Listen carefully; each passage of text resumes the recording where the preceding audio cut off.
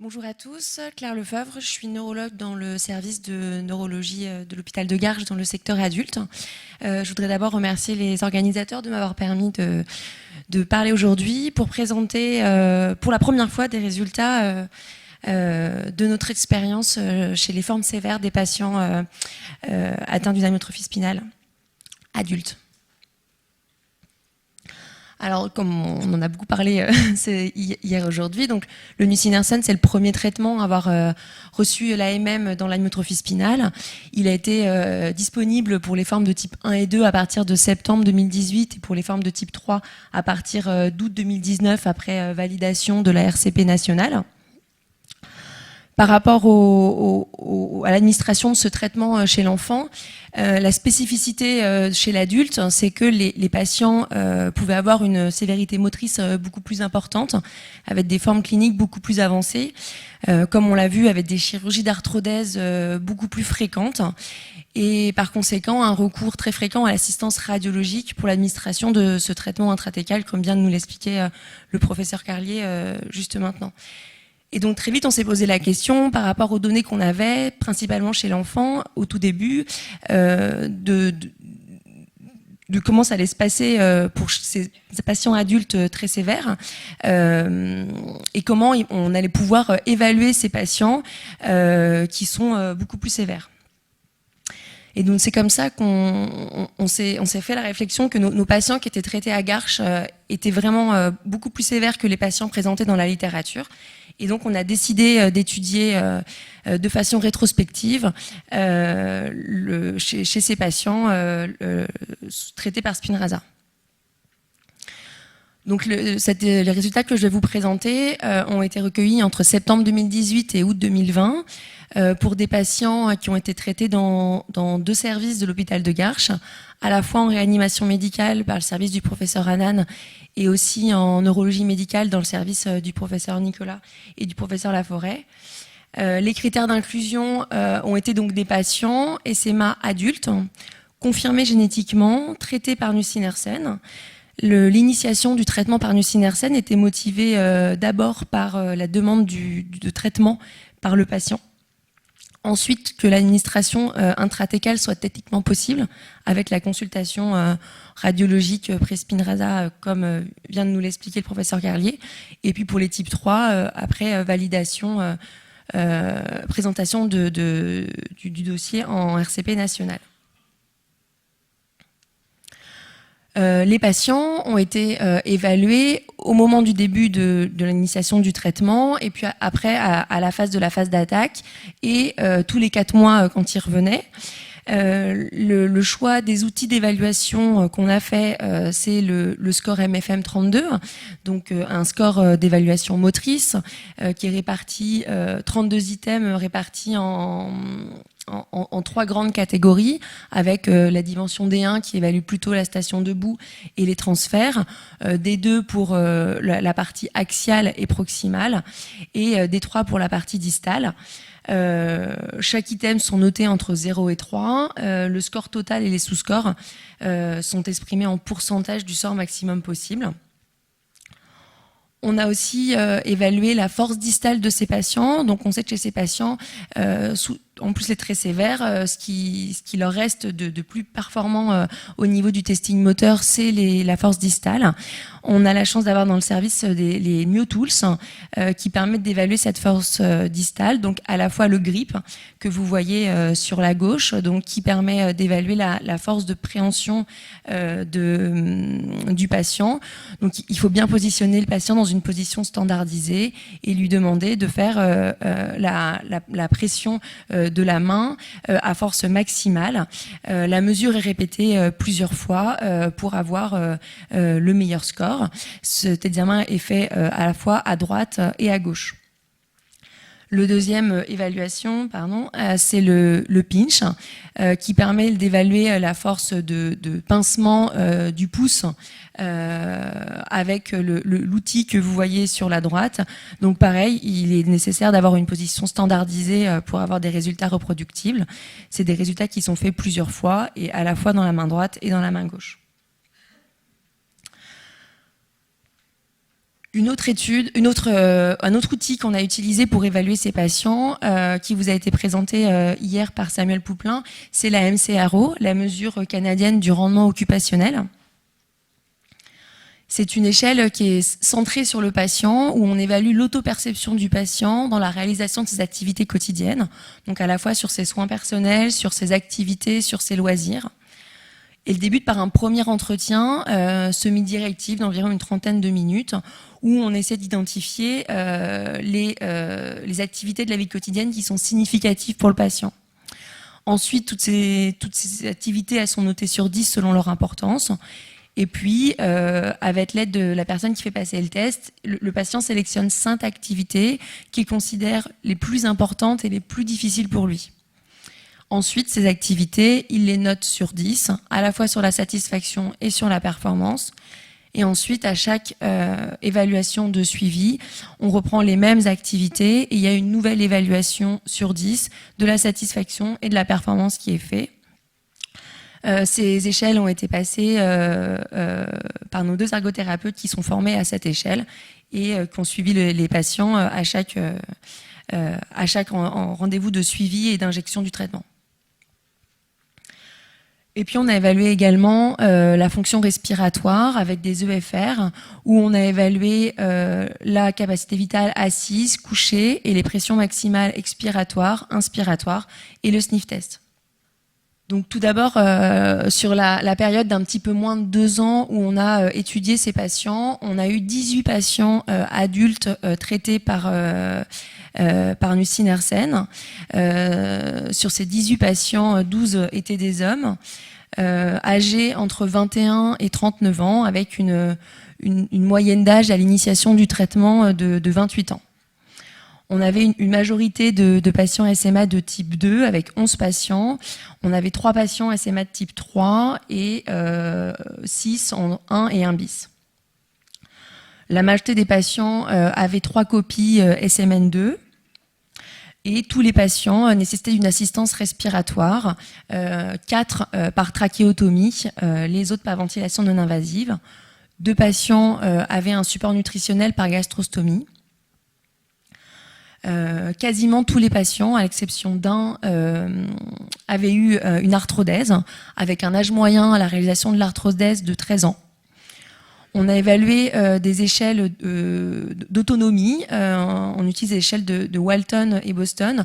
L'échelle de Walton moyenne était de 9, ce qui correspond en fait à une autonomie, une impossibilité de tenir assis, de boire ou manger seul. Et sur l'échelle de Boston, qui est plus sur le déplacement, le score Boston moyen était de 8, qui correspond à une autonomie à utiliser le fauteuil roulant électrique. Les injections ont été réalisées par guidance radiologique, avec la scopie pour 6 d'entre eux et le scanner pour 12 d'entre eux. Et donc tout d'abord les résultats au niveau de la force motrice, donc à la fois du score MFM32 et de la force distale. Donc on a d'abord calculé le score MFN32 médian.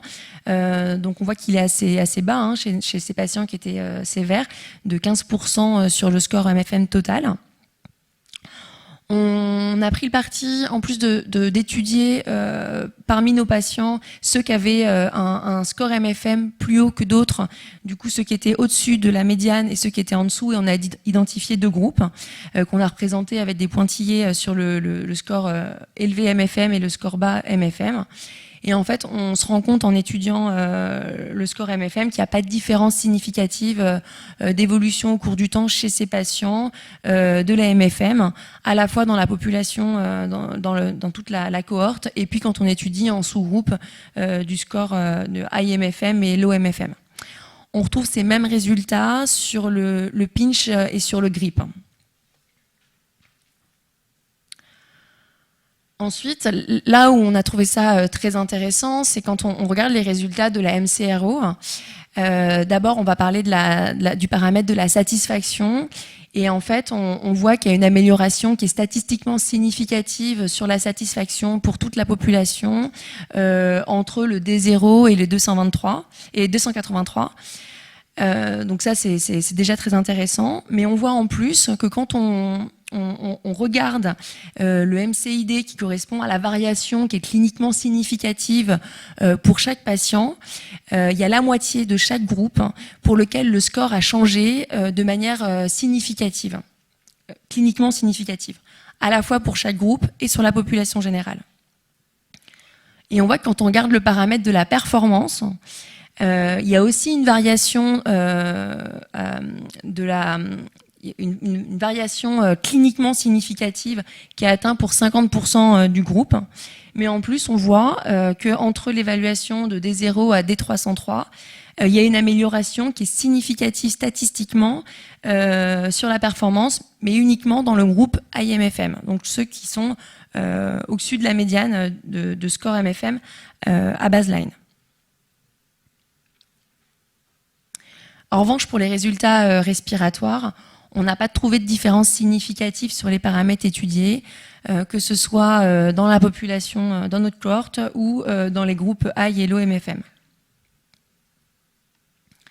Donc en fait, ce qu'on peut dire aujourd'hui, c'est que c'est une expérience en vie réelle d'une population qui est très homogène, de patients atteints d'amyotrophie spinale sévèrement atteints sur le plan moteur.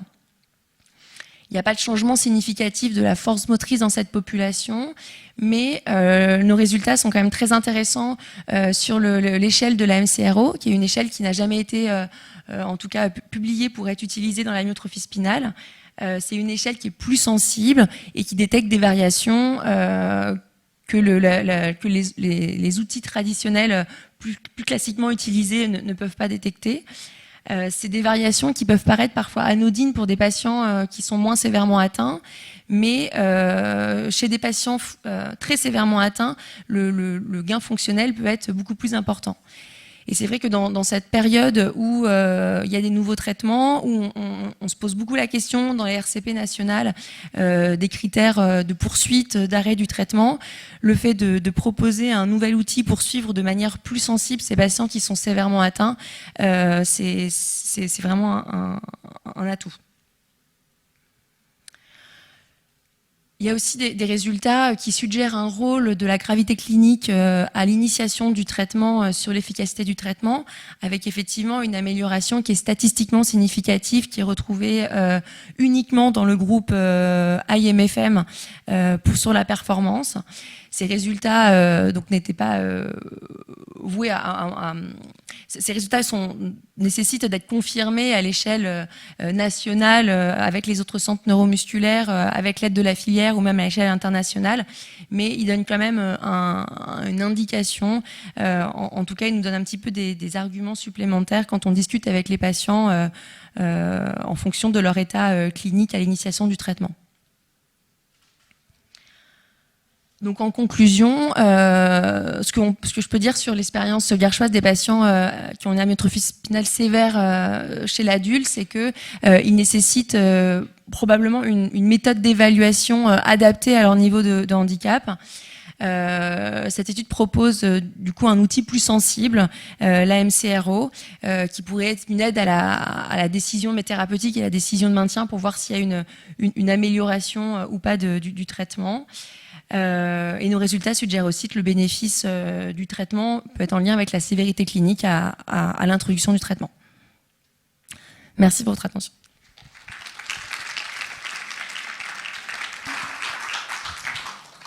Merci beaucoup. Je me permets de poser une question, après les autres seront dans la salle, bien sûr. Vous pouvez me donner un exemple ou deux de ces situations complexes de MRCO? Qu'est-ce que les gens ont choisi comme fonction? Alors ça peut être la facilité à utiliser le fauteuil roulant, ça peut être la facilité à jouer aux jeux vidéo, la facilité qu'ils ont à utiliser leur ordinateur, leur facilité à manger seul, à mener à bien un repas jusqu'à son terme. Non, c'était juste pour avoir une idée un peu de ce qui apparaissait comme le plus fréquemment les attentes ou la difficulté sur laquelle c'était ciblé. Et donc la conclusion de votre étude, c'est qu'en gros, si je comprends bien, dans les formes graves, c'est plus la peine de faire des MFM qui bougent pas. Je suis un peu caricatural, hein, mais je suis là pour ça. Ou est-ce qu'il faut continuer à les évaluer avec toutes les échelles en se disant que la MR, ça va dépendre de l'effectif de patients, bien sûr, mais c'était dans le cadre d'une économie de moyens. C'est vrai que ça suggère que, en tout cas pour les patients, donc on a peut-être besoin de répéter avec un plus grand nombre de patients, mais la MFM n'a pas permis, en tout cas nous, de trancher sur une efficacité franche des traitements. Alors, bien sûr, c'est des résultats à l'échelle de la cohorte, ça peut être un peu différent à l'échelle individuelle du patient, mais quand le score MFM ne bouge pas, est-ce qu'il est utile effectivement d'embêter les patients voilà, dans un moment où on a des difficultés aussi d'avoir du temps d'évaluateur ou effectivement. Donc peut-être cibler l'évaluation avec une évaluation un peu plus personne dépendante.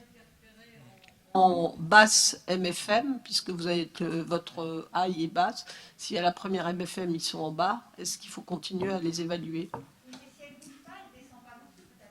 Non.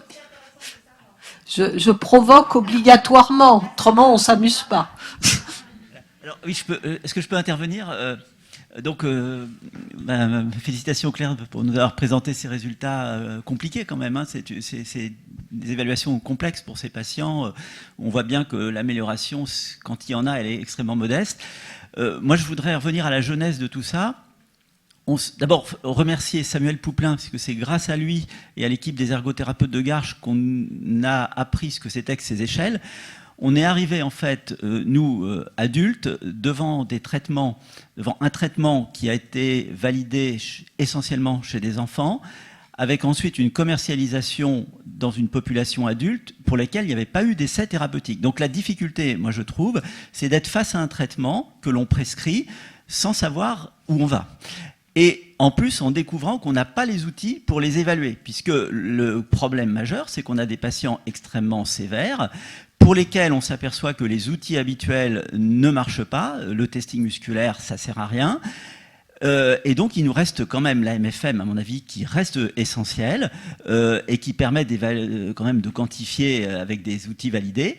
Et notre problème a été de savoir si on avait des moyens de voir une amélioration au-delà des mesures classiques. Et est arrivée la MCRO qu'on ne connaissait pas dans notre domaine de maladies musculaires, parce que c'était une échelle de la même façon que il y a 15 ans, 20 ans, on nous a balancé le test de marche de 6 minutes, qui était un test utilisé chez les pneumologues pour la BPCO.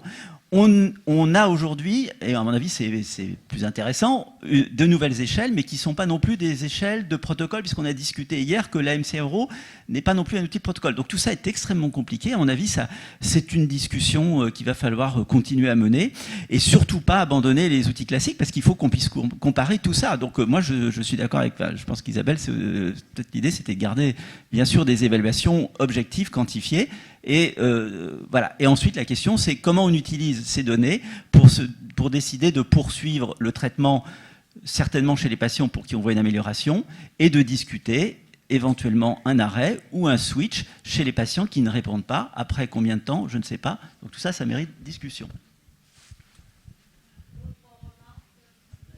Juste une question très rapide. Vous aviez des pentes évolutives pré-traitement ou pas? Enfin, on a tous ce problème-là, je pense. Mais...